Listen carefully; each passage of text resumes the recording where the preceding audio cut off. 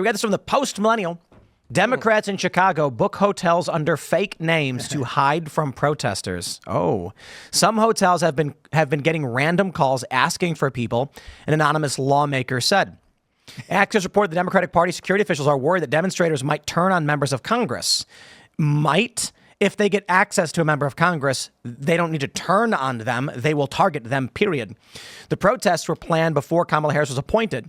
According to Axios, House Democrats attending the DNC next week are being advised by congressional security officials not to book hotel rooms under their own names or engage with protesters if confronted, Axios has learned.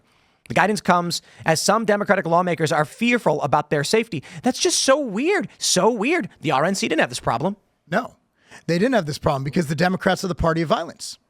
It's been shown time and time again, yet they psyop us by saying that, what is it? Right-wing white conservative men are the biggest threat to militias. Yeah. I don't run it. I live in friggin' Tennessee.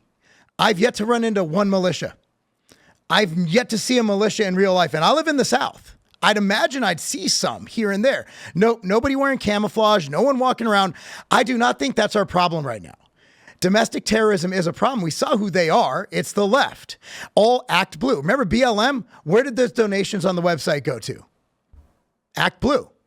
It literally goes through Act Blue. Through Act Blue. Act Blue gets a percentage of the donations that go through. So it's funding the Democratic Party. And by the way, where did those donations go? Did they ever help any black lives? A couple who bought really big mansions in California. Yep. But other than that, you're just looking at one big way to make money. And stupid people fall for it. And white people are so guilty. They're like, if I don't give to this, I'm obviously racist. White guilt waltz. Yeah, he lies about not putting seasoning on his food because I season my food. Did you see the video? So weird. The East India Trading Company was engaging in warfare at sea, naval battles over spices. Maybe the Minnesotans don't like spice. They're weird. Like they like cold weather up there. They're weird people. Maybe it's Minnesota. You're going to make so many people mad right now. Tim Waltz. Kirby Puckett was my favorite. Didn't he win that contest? Tim Waltz had a taco hot dish recipe with chilies in it. But he's a truthful man. Oh. He would never lie about anything. Lie. No, do you see that video of him like tossing Kamala Doritos? Yes. That was so cringe. It's so cringe. And also they're just trying to market them as like Obama and Biden 2.0, like a very weird buddy cop show. But it involves him just prostrating himself as this caricature of a like dumb white man. And I think that that's gross. Like it's amazing to me how divisive the Democrats are while also saying, we build each other up. Kamala Harris gave this speech over the weekend. You know, we know that leadership is not tearing people down, but building people up. We know that's real leadership. Meanwhile, all they do is have this like kind of weird white guy just prostrate himself at her feet. Like all of it is very, I think, disingenuous, number one, but also miscalculated. Like they believe these stereotypes that they have created about race because they're obsessed with it. And it's not about uniting the country. It's not about fixing anything at all. It's about using identity politics to retain power. And I think voters can see through that. I'm just mad that he threw her Doritos. Couldn't he have thrown her an outright bar? How do I get that kind of product placement in politics? Like, you have to start donating to Act Blue. Seriously, how do I get that kind of money? Do we boycott Doritos? Doritos is probably like, please don't bring not the chili lime ones. You need chili limes. No, I jokingly tweeted that I was going to order 100 cases of Doritos to support Kamala. Like, because I was thinking about it. There, you know, he throws her the bag of Doritos, and apparently, like I heard her. I don't know if this is true. They did it twice. Yeah, Doug, her husband, gave her one, and then like 2 seconds later, he threw her one. Like they went in there knowing, like, hey, we're gonna give her Doritos and make sure we give her Doritos because it's a relatable middle class food. You know, this is what regular people. I think it was. I think that's our problem. I think it was Perino. Is her name? Maybe on the 5. I can't remember who it was. No. Is that no? Who's the blonde? With that? Who's the blonde woman? She was just like, no woman that age is eating Doritos. And I was like, yeah, I agree. Like, Kamala's not eating Doritos. Not with her figure. No, she's not eating Doritos. she's eating salad. She's in shape. Yeah, she's not eating Doritos. I just think everything they're doing is pandering. What do you mean? They're on a road trip together. They're friends. Because they don't have chefs. They met 3 weeks ago. Kamala's the kind of person who wants like imported escargot on her bus as she's driving to a location, and then she has her wine glass and she's reading like the news, and she goes holding it up, waiting for someone to fill it for her. She's not stopping at Sheetz. She's not stopping at Sheetz and getting the chicken sandwich. You know, I mean, it's also people fall for it though. But you saw how they apparently they shut the store down, kicked everybody out, and then brought in Kamala supporters instead. And there were people there who were like, they kicked us out so they could bring in her people and like film this staged thing. Because she likes regular people. Just regular people that she's hand selected. The RNC needs to just tail that thing, and when they do that, just go interview everybody out there and just hold a little like their own thing outside. Like just have a lackey go out there, just have a good time. Waltz says though he is what they want the white base to be. They want to bend the knee to BLM. They want to feel bad for their race. They want to, guilt their whole life. So he personifies everything that they expect in their voter for the white A folks. demure white guilt man. Yes. Very Who's like, demure, I very eat mindful. I eat white guy tacos. What is that? Mayonnaise and tuna? It's beef and cheese with any seasoning? No. They're always so soft. Salt and pepper, maybe. Like these men are always so soft. Like can't we get somebody masculine? Like Arnold kind of went Have the you other seen way. the Democratic Party? I have. I've seen the pan out of the crowd, and it's exactly what I'd expect to see.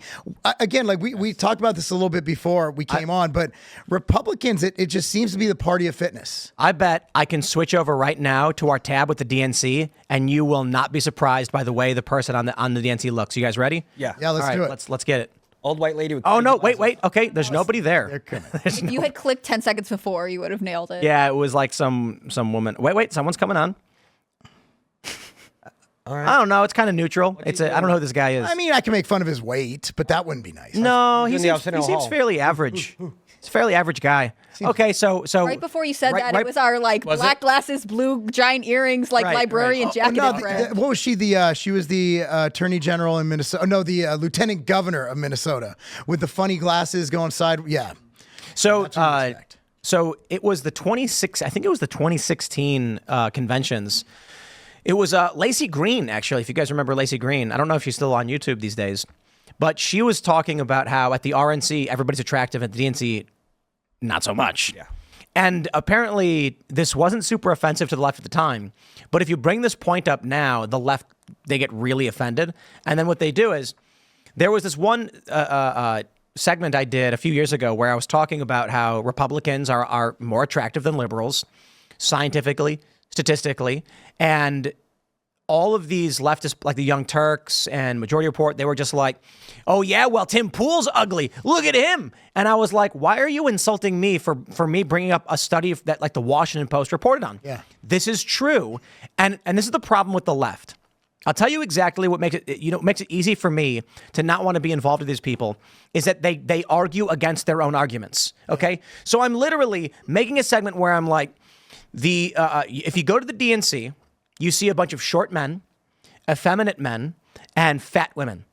And if you go to the RNC, you see slim, busty women, and you see tall, chiseled men with, like, they look like the hair. Chad meme, right? Yeah.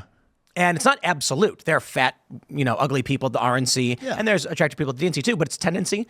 And the reason why has to do with individualism versus collectivism. If you are more attractive, either through working out and exercising, meaning you're into meritocracy, you've earned your appearance, or maybe you're just like naturally a good-looking man or woman. If you're better looking, you will go through life. It'll be a lot easier. People are going to want to be nicer to you. People are going to want to be around you. And this is going to afford you certain opportunities that you would not get if you were ugly. Thus, you'll say, if I can do it on my own, why can't anybody else?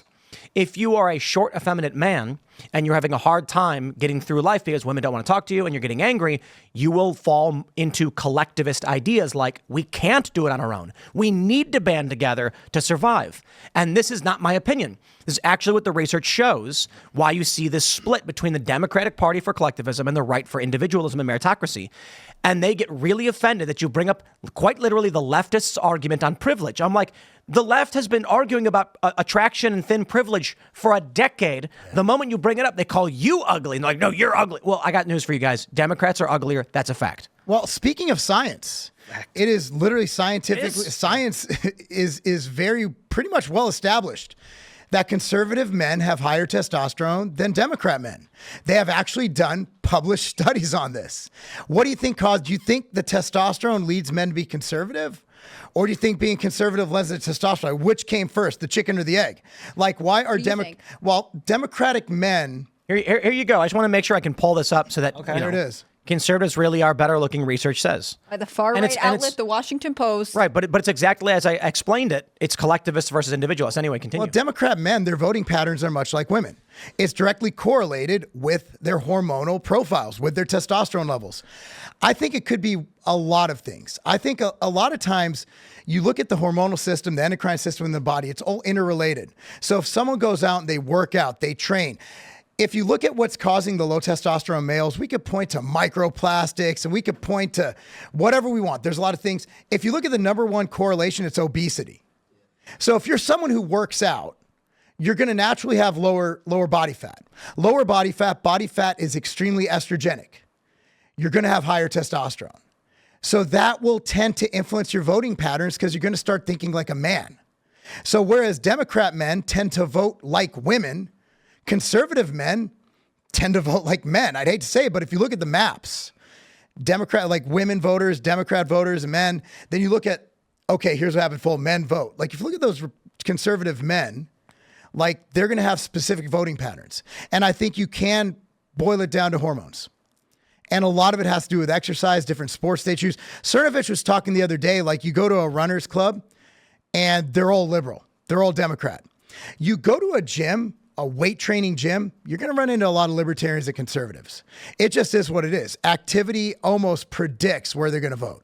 That's interesting. I do think that, I mean, obviously science backs this up, but men and women's brains function differently. So the balance of hormones is really important. Yep. And I think, you know, whether it's you start as conservative and therefore you have higher testosterone off the bat, or you change your lifestyle and it, you know, balances your hormone in a more positive way. It is interesting how much health correlates with a change in lifestyle and often a change in voting patterns. And like Tim said, meritocracy. Well, look, if you are one of these unemployed far leftists, angry in the streets, and the Democrats say, we're going to make your food cheaper by force, and these people have never run a business, have no idea how economics works, they're going to be like, awesome, my bread will be cheaper. It won't be.